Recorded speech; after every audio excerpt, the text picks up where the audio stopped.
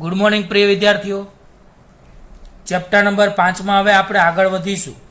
મેં તમને પહેલાં પણ કહ્યું હતું કે આપણે દરરોજ સોમથી શનિ અડધો કલાકના બે લેક્ચરો આવશે, તો આપણો સિલેબસ ટાઈમસર વ્યવસ્થિત ચાલશે. એટલે મહેરબાની કરીને તમારે દરરોજનું દરરોજ તૈયાર કરતા રહેવું. ઓછામાં ઓછા અડધો કલાકના 2 વિડીયો તો આવશે જ. દરરોજનું 1 કલાક ફિઝિક્સનું કામ તમારે થશે વિડીયોમાં. ચલો આપણે 18મો સવાલ, 19મો અને 20મો. તો ઘર્ષણ એટલે શું અને તેનો એક પ્રકાર, ઘર્ષણ બળની સમજૂતી આપો. તો ઘર્ષણ એટલે શું, સ્થિત ઘર્ષણ બળની સમજૂતી આપો. તો આપણે સમજીએ. સમજી લો કે આ કોઈ સમક્ષિતિજ સપાટી છે, એટલે આડી સપાટી. સમક્ષિતિજ સપાટી એટલે આડી સપાટી. તો જો આ આડી જે છે એક સમક્ષિતિજ સપાટી છે, તેના ઉપર આપણે કોઈ એક બ્લોક મૂક્યો છે. તો સમક્ષિતિજ સપાટી ઉપર આપણે કોઈ એક બ્લોક મૂક્યો છે.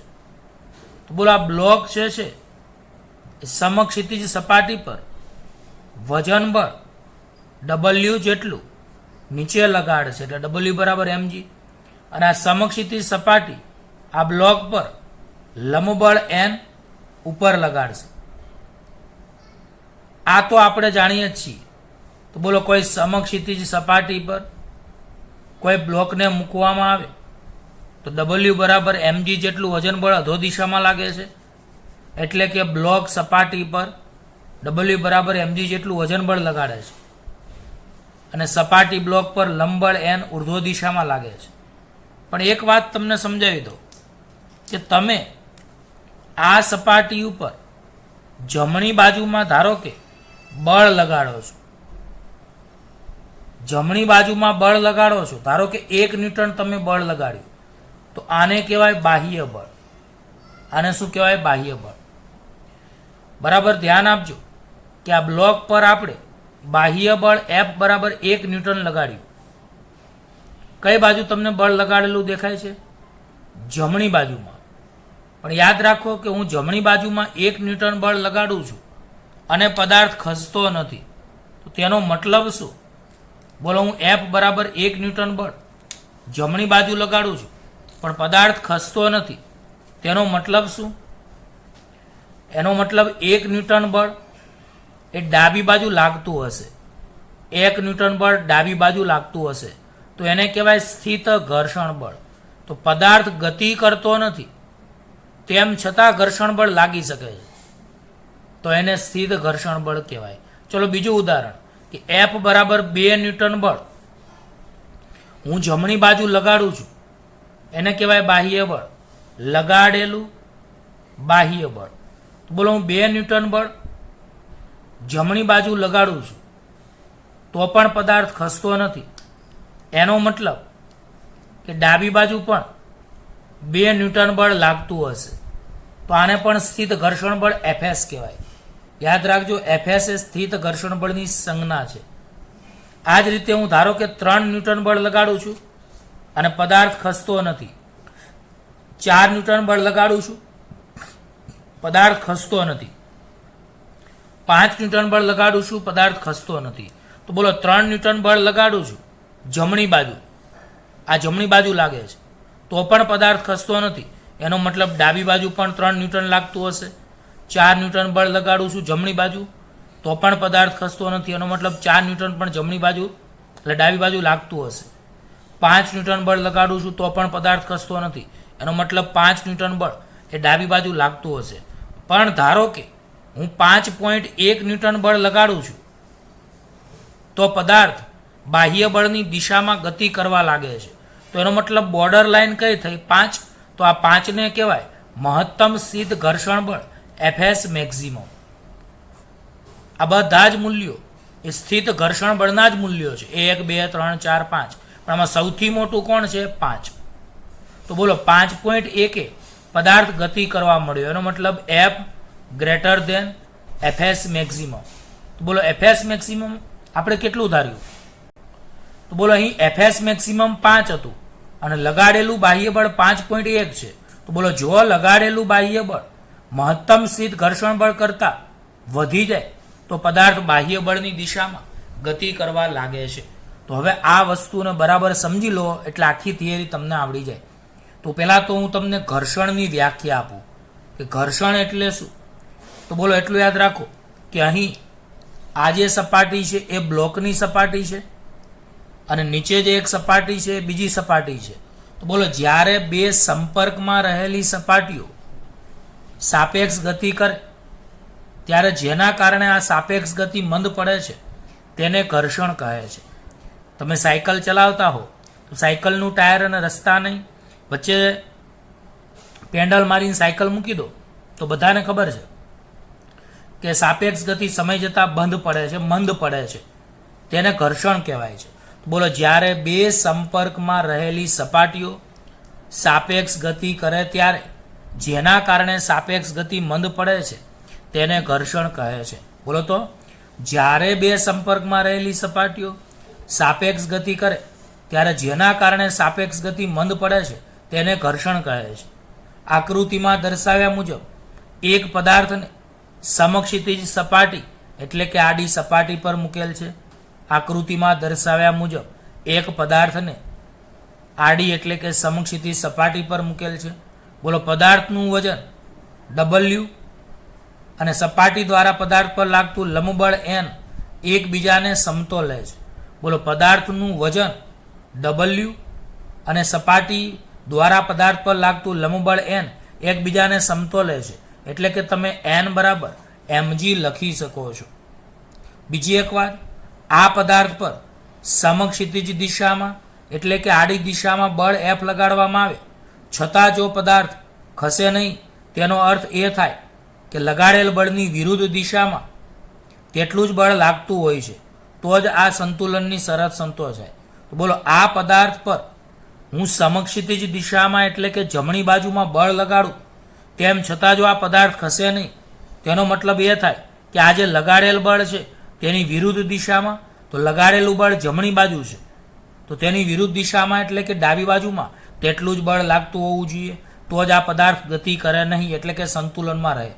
તો બોલો, પદાર્થ અને ટેબલની સંપર્ક સપાટીને સમાંતર દિશામાં લાગતા આ બળને સ્થિત ઘર્ષણ બળ Fs કહેવાય છે.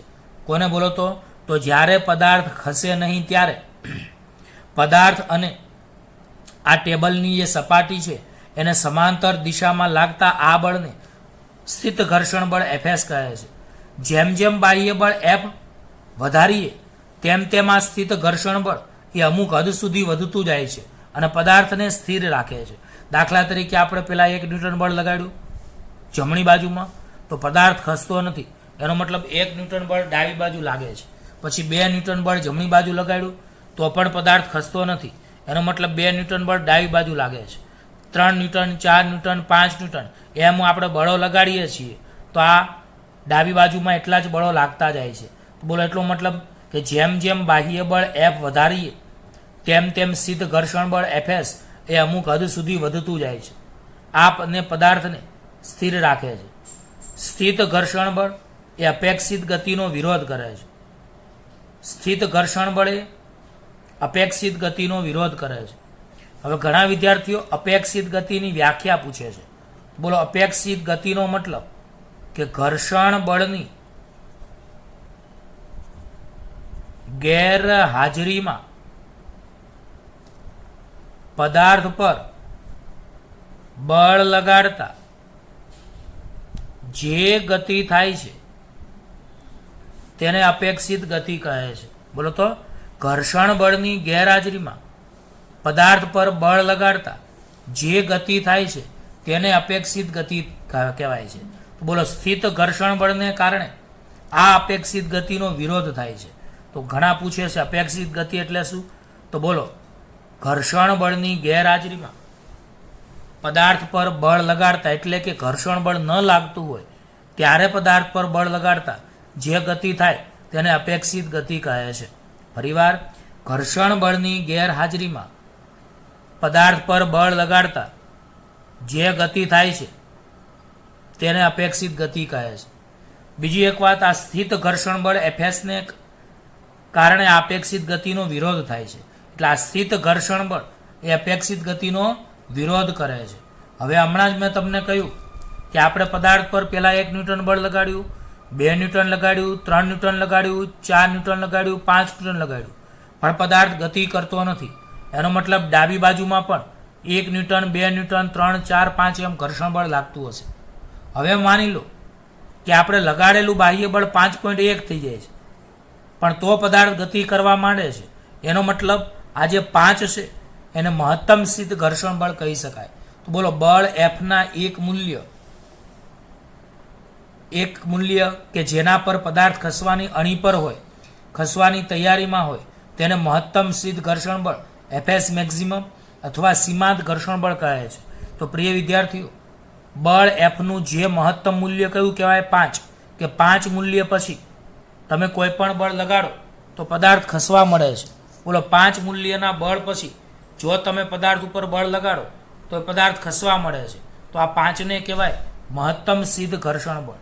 તો બોલો, બળ એફના એ મૂલ્ય કે જેના પર પદાર્થ ખસવાની અણી પર આવે, એટલે ખસ્યો ના હોય પણ ખસવાની તૈયારીમાં હોય, તો મને કહો, આ 5 ન્યૂટન અને 5.1માં પદાર્થ ક્યારે ખસે છે? તો 5.1 પદાર્થ ખસે છે એવું આપણે ધારીએ. આ ધારણા કરેલી છો, ધ્યાન રાખજો. તો 5.1 ન્યૂટને પદાર્થ ખસવા માંડે છે, એનો મતલબ 5 એ ખસવાની અણી પર છે, ખસવાની તૈયારીમાં છે. તો આ 5ને કહેવાય મહત્તમ સ્થિત ઘર્ષણ બળ અથવા એને સીમાંત ઘર્ષણ બળ કહે છે. તો બોલો, બળ એફના એવું મૂલ્ય કે જેના પર પદાર્થ ખસવાની અણી પર હોય, ખસવાની તૈયારીમાં હોય, તો તેને મહત્તમ સ્થિત ઘર્ષણ બળ એફએસ મેક્સિમમ અથવા સીમાંત ઘર્ષણ બળ કહે છે. હવે પ્રિય વિદ્યાર્થીઓ, પ્રયોગો દ્વારા એવું સાબિત કરી શકાય છે કે મહત્તમ સ્થિત ઘર્ષણ બળ એ લંબબળ એનના સમપ્રમાણમાં હોય છે. મહત્તમ સ્થિત ઘર્ષણ બળ એફએસ મેક્સિમમ એ લંબબળ એનના સમપ્રમાણમાં હોય છે. હવે ચલનની નિશાની દૂર કરતા એ અચળાંક મુકાય છે, જેને મ્યુએસ કહેવાય છે. તો જ્યાં મ્યુએસ એ સ્થિત ઘર્ષણાંક છે. બોલો, મ્યુએસ એ કોણ છે? સ્થિત ઘર્ષણાંક છે. હવે આ મ્યુએસને તમે કરતા બનાવો તો મ્યુએસ બરાબર એફએસ મેક્સિમમ અપોન લંબબળ થાય. તો યાદ રાખજો કે એફએસ મેક્સિમમ એટલે સ્થિત ઘર્ષણ બળ, એન એટલે લંબબળ. તો એન એટલે લંબબળ અને એફએસ મેક્સિમમ એટલે સ્થિત ઘર્ષણ બળ. તો છે તો બંને બળો જ, એટલે આનો એકમ પણ ન્યૂટન થાય, આનો એકમ પણ ન્યૂટન થાય. ન્યૂટન ઉડી જાય તો સ્થિત ઘર્ષણાંક એ એકમ રહિત એટલે કે પરિમાણ રહિત છે. તો બોલો, સ્થિત ઘર્ષણાંક એ એકમ રહિત અને પરિમાણ રહિત છે. પ્રિય વિદ્યાર્થીઓ, ખબર પડી કેવી રીતે? તો બોલો, અહીં સ્થિત ઘર્ષણાંક મ્યુએસને કરતા બનાવો તો મ્યુએસ બરાબર FS maximum upon N. FS maximum એટલે મહત્તમ સ્થિત ઘર્ષણ બળ, એન એટલે લંબબળ, છે તો બંને બળો જ, એટલે એકમ ન્યૂટન ઉડી જાય તો એકમ રહિત છે. તો બોલો, સ્થિત ઘર્ષણાંક એકમ રહિત એટલે કે પરિમાણ રહિત છે. એને કોઈ પારિમાણિક સૂત્ર કે એકમ હોતા નથી. બીજી એક વાત, સ્થિત ઘર્ષણાંકનું મૂલ્ય એ સંપર્કમાં રહેલી સપાટીઓના પ્રકાર એટલે કે સપાટીઓ લીસી છે, ખરબચડી છે, એના પર આધાર રાખે છે. તો બોલો, સંપર્કમાં રહેલી સપાટીઓના પ્રકાર અને સપાટીઓના દ્રવ્યની જાત પર આધાર રાખે છે. તો બોલો, સ્થિત ઘર્ષણાંક મ્યુએસનો આધાર સંપર્કમાં રહેલી સપાટીઓના પ્રકાર અને સપાટીઓના દ્રવ્યની જાત, એટલે લાકડું છે, લોખંડ છે, કાચ છે, આ બધા દ્રવ્ય કહેવાય. તો બોલો, સ્થિત ઘર્ષણાંકનો આધાર એ સંપર્કમાં રહેલી સપાટીઓના પ્રકાર અને આ સપાટીઓના દ્રવ્યની જાત. તો સપાટીઓનો પ્રકાર એટલે સપાટી લીસી છે, ખરબચડી છે, તેની વાત થાય છે. અને દ્રવ્યની જાત એટલે સપાટી લોખંડની છે, ડામરની છે, કાચની છે, લાકડાની છે, આ બધા એને સંપર્ક સપાટીનો દ્રવ્યનો પ્રકાર કહેવાય. આ ઉપરાંત સ્થિત ઘર્ષણાંક મ્યુએસનું મૂલ્ય બીજા અમુક પરિબળો જેવા કે તાપમાન પર આધારિત છે. બોલો, સ્થિત ઘર્ષણાંકનો આધાર એ તાપમાન પર પણ છે, પરંતુ તે સપાટીઓના ક્ષેત્રફળ પર આધારિત નથી. તો આમાંથી એમસીક્યુ પૂછી શકાય એટલે ધ્યાન આપજો. બોલો અહીં આ સપાટીઓના ક્ષેત્રફળ પર આધારિત નથી. શીત ઘર્ષણાંકને કરતા બનાવો તો મ્યુએસ બરાબર એફએસ મેક્સિમમ અપોન એન. હમણાં મેં તમને કીધું એમ કે એફએસ મેક્સિમમ બરાબર મ્યુએસ એનમાં, મ્યુએસને કરતા બનાવો તો એન ભાગાકારમાં એટલે ગુણાકારમાંથી ભાગાકારમાં, તો શીત ઘર્ષણાંક મ્યુએસ બરાબર એફએસ મેક્સિમમ અપોન એન આવશે. તો બોલો અહીં શીત ઘર્ષણાંક મ્યુએસ બરાબર એફએસ મેક્સિમમ અપોન કેટલા આવશે? એન આવશે. બીજી એક વાત કે મહત્તમ શીત ઘર્ષણ બળ એફએસ મેક્સિમમ અને લંબબળના ગુણોત્તરને શીત ઘર્ષણાંક કહે છે. એટલે જો કોઈ વ્યાખ્યા પૂછે કે શીત ઘર્ષણાંક એટલે શું, તો તમે કહી શકો છો, શું કહી શકો છો? મહત્તમ શીત ઘર્ષણ બળ એફએસ મેક્સિમમ અને લંબબળ એનના ગુણોત્તર શીત ઘર્ષણાંક કહે છે. આ શીત ઘર્ષણાંકનું મૂલ્ય લગભગ 0.01 થી 1.5 ગાળામાં આવે છે. બોલો શીત ઘર્ષણાંકનું મૂલ્ય એ 0.01 થી 1.5 ગાળામાં આવે છે.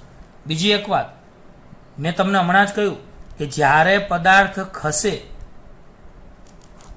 તે શરત લખવી હોય તો પદાર્થને ખસવાની શરત કે લગાડેલું બાહ્ય બળ મહત્તમ શીત ઘર્ષણ બળ એફએસ મેક્સિમમ જેટલું કાં તો તેનાથી વધારે હોવું જોઈએ.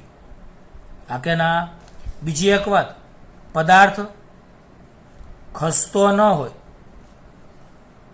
તો એનો મતલબ કે લગાડેલું બાહ્ય બળ એ મહત્તમ શીત ઘર્ષણ બળ કરતાં ઓછું હોય. તમે અહીંયા એફની જગ્યાએ એફએસ મેક્સિમમની જગ્યાએ મ્યુએસ એન લખી શકો છો. ઇક્વલ બી અહીંયા ચાલે. અહીંયા આપણે ગ્રેટર દેન આવશે, અહીંયા ઇક્વલ આવશે કે બોલો જ્યારે લગાડેલું બાહ્ય બળ મહત્તમ શીત ઘર્ષણ બળ જેટલું કાં તો એનાથી ઓછું હોય તો પદાર્થ ખસે નહીં. પેમ્પલેટમાં અહીંયા ભૂલમાં એફએસ છપાણા છે, ત્યાં કેપિટલ એફ પણ તમે કરી શકો છો. જો કે આપણી ચોપડીમાં એફએસ આપેલું છે, હું તમને કહી દઉં ક્યાં એફએસ કરવાનું.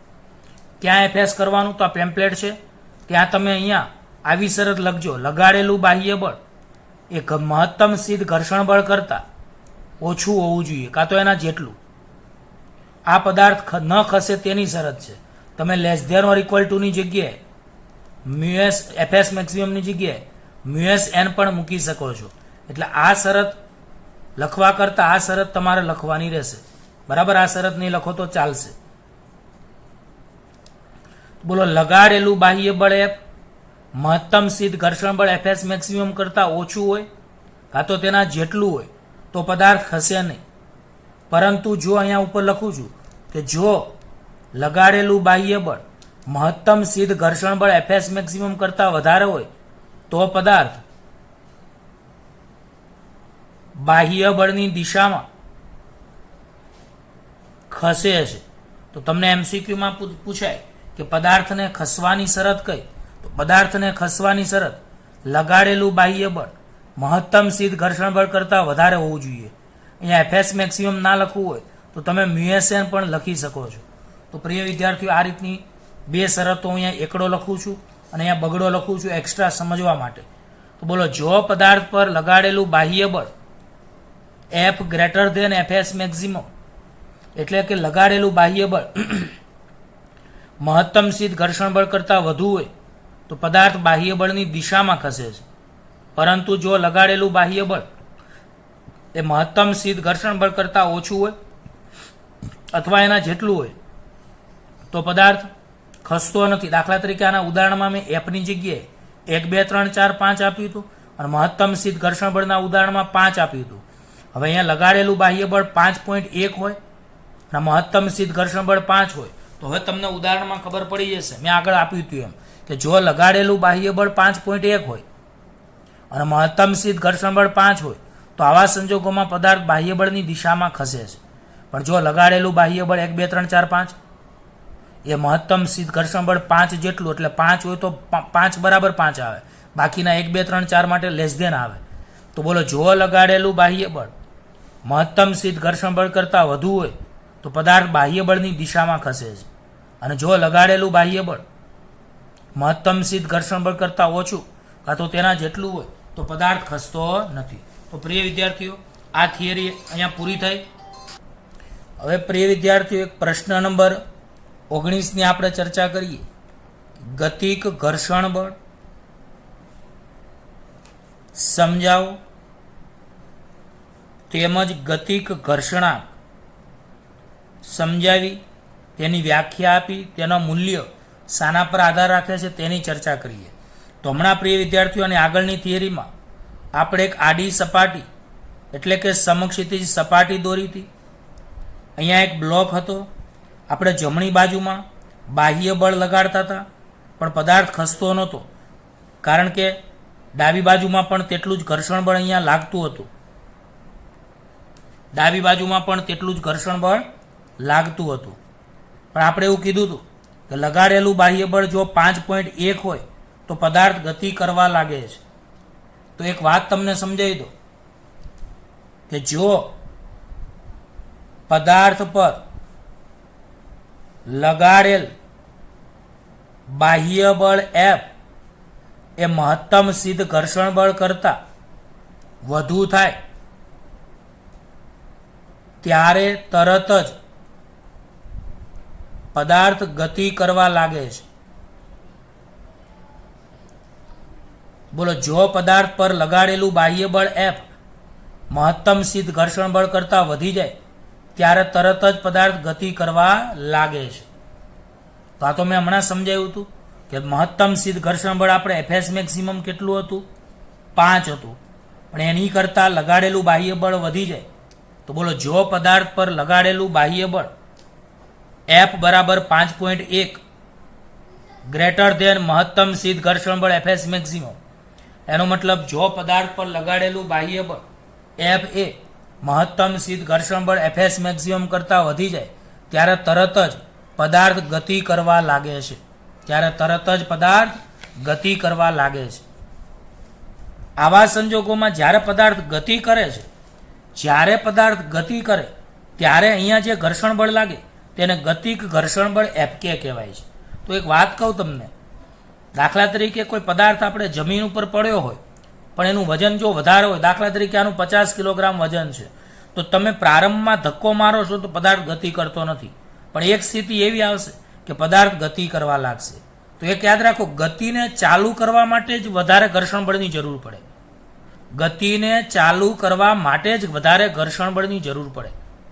જ્યારે એકવાર ગતિ ચાલુ થઈ જાય ત્યાર પછી આપણે ઘર્ષણ બળની જરૂર કેવી પડે છે? ઓછી. તો બોલો, એનો મતલબ કે બે સપાટીઓ વચ્ચેની સાપેક્ષ ગતિનો વિરોધ કરતા ઘર્ષણ બળને ગતિક ઘર્ષણ બળ Fk કહેવાય છે. તો બોલો, એકવાર પદાર્થ સ્થિર હોય ત્યારે જે ઘર્ષણ બળ લાગે એને સિદ્ધ ઘર્ષણ બળ કહેવાય, પણ જ્યારે પદાર્થ ગતિ કરવા લાગે ત્યારે લાગતા ઘર્ષણ બળને ગતિક ઘર્ષણ બળ Fk કહેવાય છે. તો બોલો, બે સપાટીઓ વચ્ચેની સાપેક્ષ ગતિનો વિરોધ કરતા ઘર્ષણ બળને ગતિક ઘર્ષણ બળ કહે છે. શું બોલો? તો બે સપાટીઓ વચ્ચેની સાપેક્ષ ગતિનો વિરોધ કરતા ઘર્ષણ બળને ગતિક ઘર્ષણ બળ કહે છે. આ ગતિક ઘર્ષણ બળ Fk પણ સંપર્ક સપાટીઓના ક્ષેત્રફળ પર આધારિત નથી. બોલો, ગતિક ઘર્ષણ બળ Fk પણ સંપર્ક સપાટીના ક્ષેત્રફળ પર આધારિત નથી. બીજું, તે સપાટીઓ વચ્ચેના સાપેક્ષ વેગ પર પણ આધારિત નથી. તો બોલો, ગતિક ઘર્ષણ બળ એક સંપર્ક સપાટીના ક્ષેત્રફળ પર તો આધાર રાખતી નથી. ક્ષેત્રફળ સપાટીનું મોટું હોય, ક્ષેત્રફળ ઓછું હોય તો પણ આમાં કોઈ આધાર રાખતું નથી. તો ગતિક ઘર્ષણ બળ Fk સંપર્ક સપાટીઓના ક્ષેત્રફળ પર આધારિત નથી. બીજું, તે સપાટીઓ વચ્ચેના સાપેક્ષ વેગ પર પણ આધારિત નથી. એટલે કે સપાટીનો વેગ કેટલો છે, સપાટીઓના ક્ષેત્રફળો કેટલા છે, તેના ઉપર ગતિક ઘર્ષણ બળનો કોઈ જ આધાર નથી. બીજી એક વાત, ગતિક ઘર્ષણ બળ Fk એ પણ લંબબળ nના સમપ્રમાણમાં હોય છે. અહીં ચલનની નિશાની દૂર કરતા એક અચળાંક મ્યુકે મુકાય છે, જ્યાં મ્યુકેને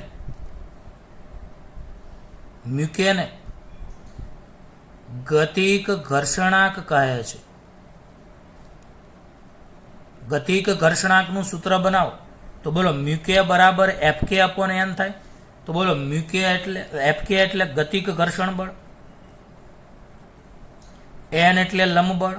તો આનો એકમ પણ ન્યૂટન, આનો એકમ પણ ન્યૂટન, ન્યૂટન ન્યૂટન ઉડી જાય. તો બોલો ગતિક ઘર્ષણાંક એ પણ એકમ રહિત અને પરિમાણ રહિત છે. બોલો અહીં મ્યુકે બરાબર એફકે અપોન એન સૂત્ર આપણને મળ્યું. બીજું તમે વ્યાખ્યા આપી શકો છો કે ગતિક ઘર્ષણ બળ એફકે અને લંબ બળ એનના ગુણોત્તરને ગતિક ઘર્ષણાંક મ્યુકે કહે છે. શું બોલો તો? ગતિક ઘર્ષણ બળ એફકે અને લંબ બળ એનના ગુણોત્તરને ગતિક ઘર્ષણાંક કહે છે. બોલો આ ગતિક ઘર્ષણાંકના મૂલ્યનો આધાર, ગતિક ઘર્ષણાંકના મૂલ્યનો આધાર એ સંપર્કમાં રહેલી સપાટીઓના પ્રકાર અને દ્રવ્યની જાત પર રહેલો છે. તો બોલો ગતિક ઘર્ષણાંકનો આધાર એ સંપર્ક સપાટીઓના પ્રકાર અને દ્રવ્યની જાત પર રહેલો છે. હવે એક વાત તમે સમજી લો કે ગતિક ઘર્ષણ બળ એ સ્થિત ઘર્ષણ બળ કરતાં ઓછું હોય છે. એટલે કે ગતિક ઘર્ષણાંક એ સ્થિત ઘર્ષણાંક કરતાં ઓછો હોય છે. હવે પ્રિય વિદ્યાર્થીઓ, પ્રશ્ન નંબર 20, રોલિંગ ઘર્ષણ બળ એટલે શું અને રોલિંગ ઘર્ષણાંક સમજાવો. તો સમજી લ્યો કે આ પદાર્થ છે.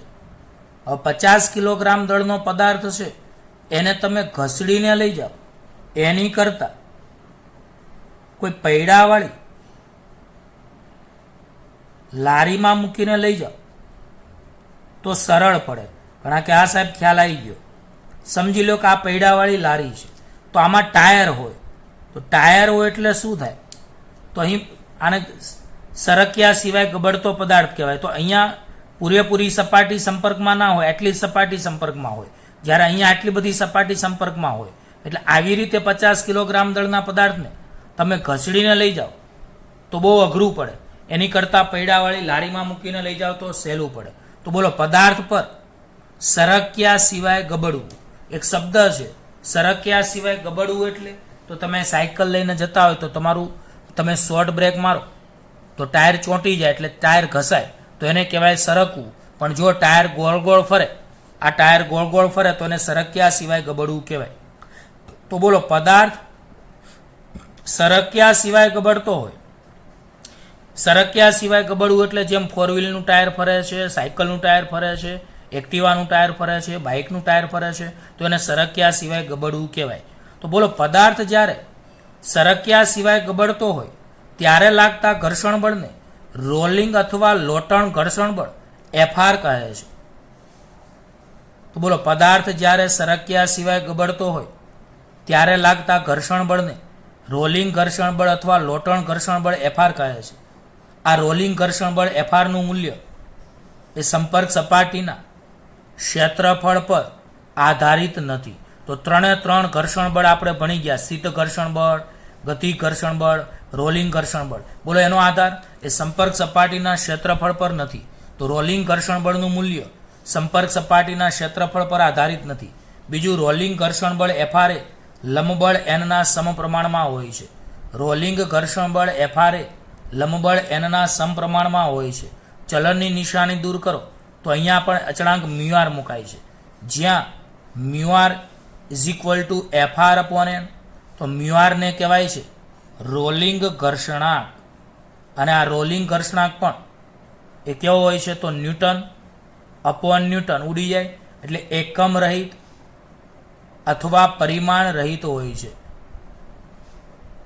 હવે બોલો આ રોલિંગ ઘર્ષણાંક મ્યુઆરની આપણે વ્યાખ્યા આપવી હોય તો આપી શકાય કે રોલિંગ ઘર્ષણ બળ એફઆર અને લંબ બળ એનના ગુણોત્તરને રોલિંગ ઘર્ષણાંક કહે છે. બોલો રોલિંગ ઘર્ષણ બળ એફઆર અને લંબ બળ એનના ગુણોત્તરને રોલિંગ ઘર્ષણાંક કહે છે. બીજી એક વાત, જ્યારે રિંગ અથવા ગોળા જેવો પદાર્થ જ્યારે સમક્ષિતિજ સમતલ પર સરક્યા વિના ગબડે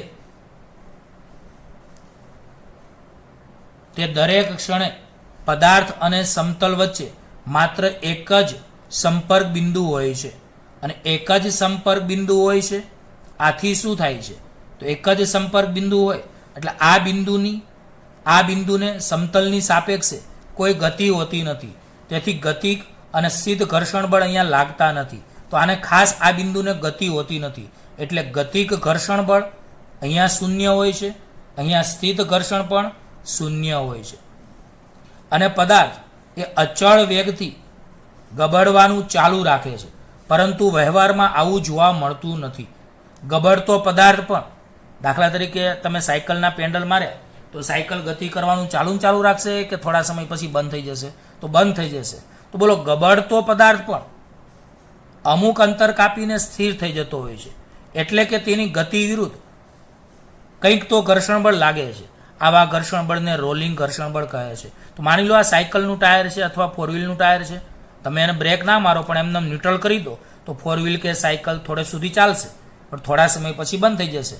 તો બોલો, ગબડતો પદાર્થ પણ એ અમુક અંતર કાપીને સ્થિર થઈ જતો હોય છે એટલે કે ગતિની વિરુદ્ધ દિશામાં કંઈક તો ઘર્ષણ બળ લાગે છે. આવા ઘર્ષણ બળને રોલિંગ ઘર્ષણ બળ કહે છે. બીજું, આપેલા દળના પદાર્થ માટે અને આપેલ સપાટી માટે સ્થિત ઘર્ષણાંક અને ગતિ ઘર્ષણાંક કરતાં રોલિંગ ઘર્ષણાંક ખૂબ જ ઓછો હોય છે, જે 2 કે 3 ગણો નાનો એટલે કે 1000 અથવા 100માં ભાગનો હોય છે. તો બોલો, સૌથી નાનું ઘર્ષણ બળ રોલિંગ ઘર્ષણ બળ, એનાથી મોટું ગતિ ઘર્ષણ બળ અને સૌથી મોટું સ્થિત ઘર્ષણ બળ. આવી જ રીતે ઘર્ષણાંકમાં સૌથી નાનો રોલિંગ ઘર્ષણાંક, એનાથી મોટો ગતિક ઘર્ષણાંક અને એનાથી મોટો સ્થિત ઘર્ષણાંક. તો આ MCQમાં બહુ જ પૂછાય છે. આને તમે બીજી રીતે પણ લખી શકો છો કે સૌથી મોટું ઘર્ષણ બળ સ્થિત ઘર્ષણ બળ, એનાથી નાનું ગતિક ઘર્ષણ બળ, સૌથી નાનું રોલિંગ ઘર્ષણ બળ, સૌથી મોટો સ્થિત ઘર્ષણાંક, એનાથી નાનો ગતિક ઘર્ષણાંક, એનાથી નાનો રોલિંગ ઘર્ષણાંક. બોલો, આ રોલિંગ ઘર્ષણાંક એ ગતિક ઘર્ષણાંક અને સ્થિત ઘર્ષણાંક કરતાં 100 અથવા 1000માં ભાગ જેટલો ઓછો હોય છે. તો પ્રિય વિદ્યાર્થીઓ, આજે આપણે 3 ઘર્ષણ બળ, 18મા થિયરીમાં સ્થિત ઘર્ષણ બળ, 19મી થિયરીમાં ગતિક ઘર્ષણ બળ અને 20મી થિયરીમાં રોલિંગ ઘર્ષણ બળ ભણ્યા. તો બધા વિદ્યાર્થીઓ મહેરબાની કરીને આપણે સમયની લિમિટ હોય એ અનુકૂળતા મુજબ અડધો કલાકનો લેક્ચર અહીંયા મૂક્યો મેં, પહેલો લેક્ચર. તો એમાં તમારે જે પણ ન ખબર પડે તો વિડીયો બીજી વાર તમે જોઈ લેજો અથવા ડિફિકલ્ટી કોઈ લાગે તો મને પૂછી લેજો. ઓકે, બાય બાય, ધન્યવાદ.